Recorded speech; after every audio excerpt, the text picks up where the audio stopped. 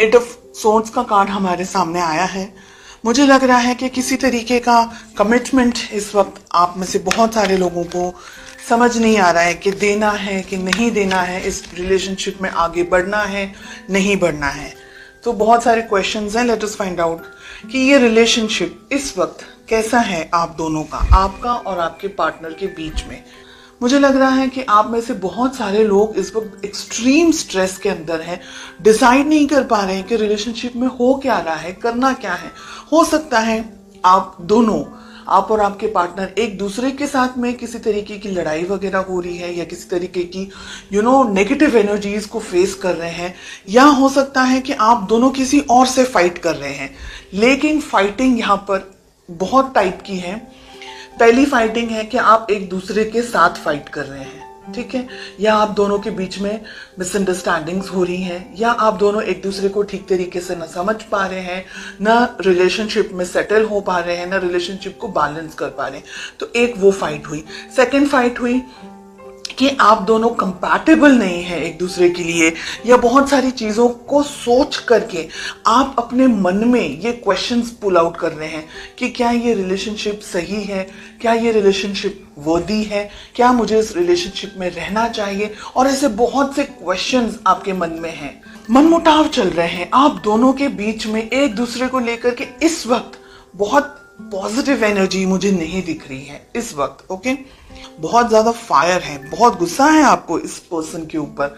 हो सकता है कि इन्होंने कुछ ऐसा किया हो जो सही नहीं है, या आपको ऐसा लग रहा है कि इनका बिहेवियर, इनका वर्तन कुछ अलग होना चाहिए।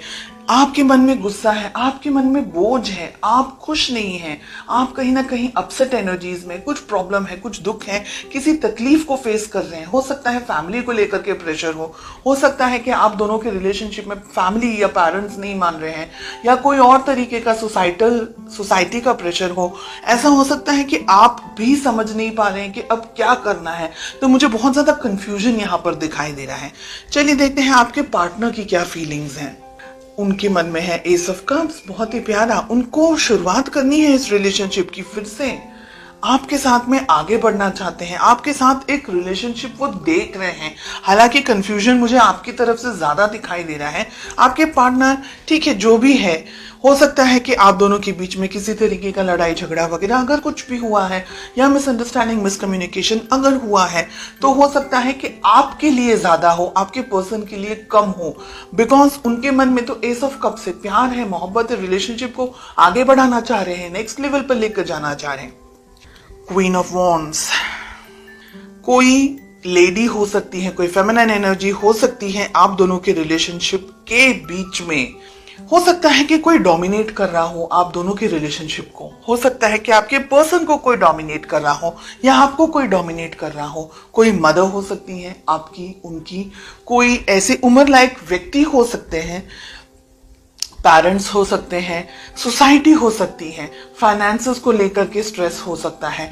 तो बहुत कुछ ऐसा है जो डोमिनेट कर रहा है, कुछ ऐसा है जो आप दोनों के रिलेशनशिप में आपको आगे बढ़ने नहीं दे रहा है। चैरियट, वाओ, बहुत ही प्यारा कार्ड है। मुझे यहां पर लग रहा है कि आप स्पेशली रिलेशनशिप में बहुत जल्दी जजमेंट्स ले लेते हैं। This is what I am getting.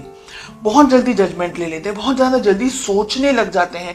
गुस्सा भी आपको बहुत शायद जल्दी आ जाता होगा, शॉर्ट टेम्पर्ड होंगे, या आपको कुछ चीजें बिल्कुल पसंद नहीं आती तो आप टॉलरेट नहीं कर पाते होंगे। ऐसी बहुत सी सिचुएशन है, हर एक व्यक्ति के लिए अलग अलग है। मैं ये नहीं कह रही हूँ बिल्कुल भी कि आप गलत हैं, मैं ये नहीं कह रही हूँ आप सही हैं, बिकॉज हर एक इंडिविजुअल की परिस्थिति अलग है। कुछ सही है, कुछ ऐसा हो सकता है कि भाई गलत नहीं बर्दाश्त करना, जो भी है अच्छा है, ऑनेस्ट होना चाहिए। फिर आप दोनों को एक दूसरे के साथ में ओपन बात करनी जरूरी है, डिसीजंस लेने होंगे, मिलना होगा, कम्युनिकेशंस आपके बहुत स्ट्रांग होने चाहिए।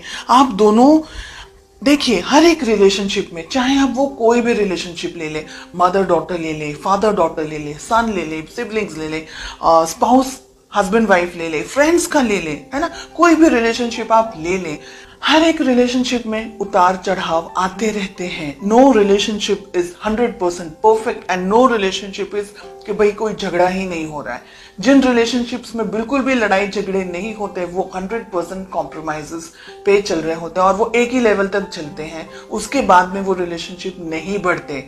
या एक पर्सन कॉम्प्रोमाइज कर करके जब तक थक ना जाए और जब तक वो आवाज ना निकाले तब तक वो रिलेशनशिप, जैसे हम बोलते हैं ना, बर्डन की तरह चल रहा है। अगर आपका कम्युनिकेशन अच्छा होगा और आप दोनों ही इक्वली डेडिकेटेड रहेंगे रिलेशनशिप को लेकर के, तब बहुत सारे इश्यूज और प्रॉब्लम्स को आप सॉल्व कर सकते हैं।